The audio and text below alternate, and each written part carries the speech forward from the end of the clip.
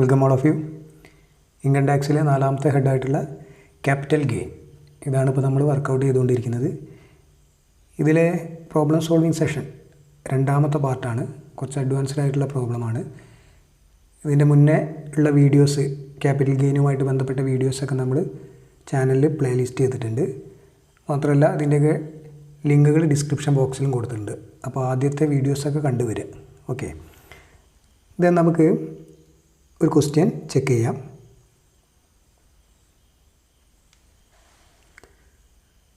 From the following information, compute the capital gain liable to tax in the financial year 2020-21.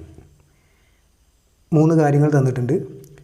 Cost of acquisition of residential house in 2004-05 2004-05 വാങ്ങിയിട്ടുണ്ട്. ഒരു residential house, താമസിക്കാൻ വേണ്ടിയിട്ടുള്ള വീടാണ്. അത് 5 ലക്ഷത്തിനാണ് വാങ്ങുന്നത്. Sale consideration received in April 2020. അപ്പോൾ ഈ ഒരു റെസിഡൻഷ്യൽ ഹൗസ് വിറ്റിട്ടുണ്ട് 60 ലക്ഷത്തിന് 2020 വിറ്റു. ഓക്കെ, അപ്പോൾ നമുക്ക് കോസ്റ്റ് ഓഫ് അക്വിസിഷനും അതുപോലെ തന്നെ സെല്ലിംഗ് പ്രൈസൊക്കെ കിട്ടി. ദെൻ മൂന്നാമത് പറയുന്നത് cost of construction of the new residential house before the due date of filing the return for the year 2020-21. അപ്പോൾ റിട്ടേൺ ഫയൽ ചെയ്യുന്നതിന് മുന്നേ ആയിട്ട് തന്നെ നമ്മൾ എന്ത് ചെയ്തിട്ടുണ്ട്, ഒരു പുതിയ റെസിഡൻഷ്യൽ ഹൗസ് നമ്മൾ കൺസ്ട്രക്റ്റ് ചെയ്യുന്നുണ്ട്. ഓക്കെ, അപ്പോൾ ഈ മൂന്ന് കാര്യങ്ങളാണ് പറഞ്ഞിട്ടുള്ളത്. കോസ്റ്റ് ഓൺ ഇൻഫ്ലേഷൻ ഇൻഡെക്സ് തന്നിട്ടുണ്ട്. 2004-05 113 തന്നിട്ട്, 2020-21 301. സോ എങ്ങനെ ഇതിനെ ആൻസർ ചെയ്യുന്നതാണ്. അപ്പോൾ ഇതിൽ ഈ മൂന്നാമത്തെ പോയിൻ്റ് ഉണ്ടല്ലോ, cost of construction of the new residential house, ഇത് സെക്ഷൻ 54 ആണ്. അതായത് ഒരു റെസിഡൻഷ്യൽ ഹൗസ് വിറ്റിട്ട്, വീട് വിറ്റിട്ട് മറ്റൊരു വീട് വാങ്ങുക അല്ലെങ്കിൽ കൺസ്ട്രക്ട് ചെയ്യുക, അത് സെക്ഷൻ 54 ഇതുമായിട്ട് ബന്ധപ്പെട്ട കാര്യങ്ങൾ പറഞ്ഞിരിക്കുന്നത്. അപ്പോൾ അങ്ങനെ നമ്മൾ കിട്ടിയിട്ടുള്ള ഈ ഒരു എമൗണ്ടിൽ നിന്നും ഇങ്ങനെ ഒരു കൺസ്ട്രക്ഷൻ നടത്തുകയാണെങ്കിൽ അല്ലെങ്കിൽ വീട് വാങ്ങുകയാണെങ്കിൽ ആ എമൗണ്ടൊക്കെ നമുക്ക് എന്ത് ചെയ്യാൻ പറ്റും, ഡിഡക്ഷൻ അലവബിളാണ്. ഇത് ഇൻഡിവിജ്വലിനും HUFനും മാത്രമാണ് ഈ ഒരു അർഹത ഉള്ളത്. പക്ഷേ ഒരൊറ്റ കണ്ടീഷനാണ് പ്രധാനമായിട്ടുള്ളത്. നമുക്കെന്താ വെച്ചിട്ടുണ്ടെങ്കിൽ ഈ സെയിൽ നടന്നിട്ട് ഒരു 2 വർഷത്തിനുള്ളിൽ പുതിയൊരു വീട് വാങ്ങണം. 2 വർഷം. ഇനി അതെല്ലാം നിർമ്മിക്കുകയാണെങ്കിൽ 3 വർഷം, കൺസ്ട്രക്ട് ചെയ്യുകയാണെങ്കിൽ 3 വർഷത്തിൻ്റെ ഉള്ളിൽ അത് നിർമ്മിച്ചിരിക്കണം. അങ്ങനെയാണെങ്കിൽ മാത്രമാണ് നമുക്കതിൻ്റെ ഡിഡക്ഷൻ അലവബിൾ ഉള്ളൂ. ഓക്കെ, അപ്പോൾ നമുക്കിത് എങ്ങനെയാണ് ഈ കണക്ക് ചെയ്യാൻ നോക്കാം. സോ ഹെഡിങ് ഒക്കെ നമ്മൾ കൊടുത്തു. ആദ്യം ഫുൾ വാല്യൂ ഓഫ് കൺസിഡറേഷൻ 60 ആണെന്ന് നമുക്കറിയാം. 60 ലക്ഷത്തിനാണ് വിൽക്കുന്നത്, അത് കൊടുത്തു.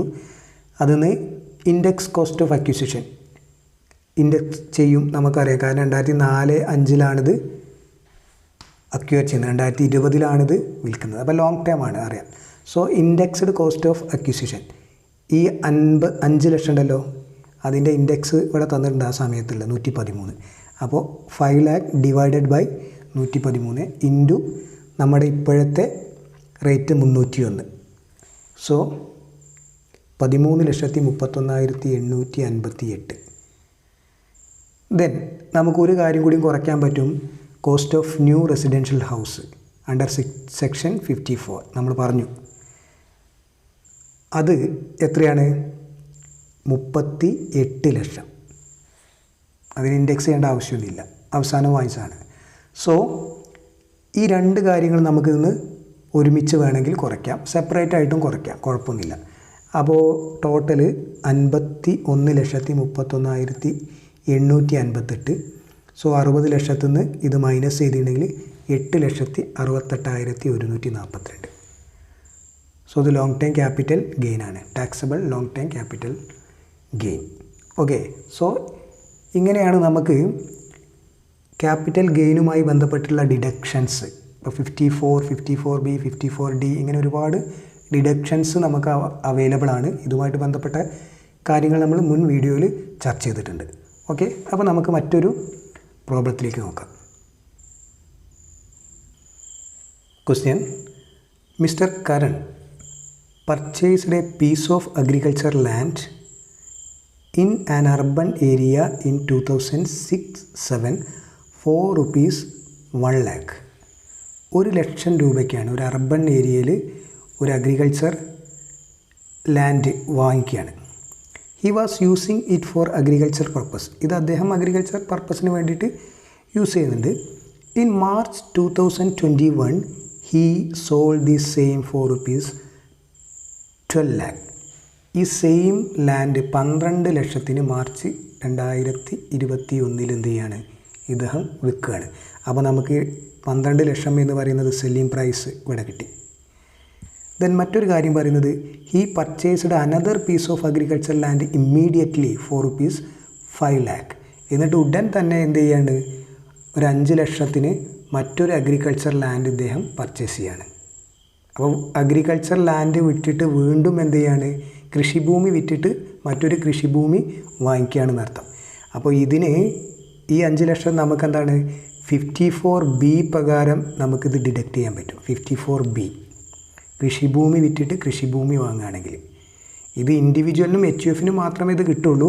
പിന്നെ ആകെ ഉള്ള ഇതിൻ്റെ പ്രധാനമായിട്ടുള്ള ഒരു കണ്ടീഷൻ എന്താ വെച്ചിട്ടുണ്ടെങ്കിൽ, ഈ അഗ്രികൾച്ചർ ലാൻഡ് ഇത് വിൽക്കുന്നതിന് മുന്നേ അതിൻ്റെ തൊട്ട് മുമ്പുള്ള 2 വർഷത്തിൽ ഇത് അഗ്രികൾച്ചർ പർപ്പസിന് വേണ്ടി ഉപയോഗിക്കണം എന്നാണ്. അതിവിടെ ഉപയോഗിച്ചിട്ടുണ്ട്. ഇവിടെ കറക്റ്റായിട്ട് പറയുന്നുണ്ട്, he was using it for agriculture purpose.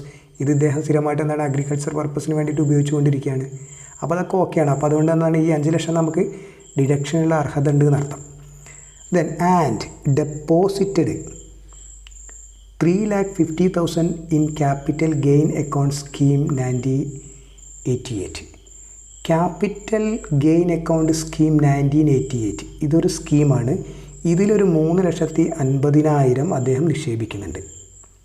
ഇത്രയും കാര്യങ്ങളാണ് പറഞ്ഞത്. Find out the capital gain taxable if any for the year 2020-21. ഇതിൽ കോസ്റ്റ് ഓഫ് ഇൻഫ്ലേഷൻ ഇൻഡെക്സ് വന്നിട്ടുണ്ട് 2006-7.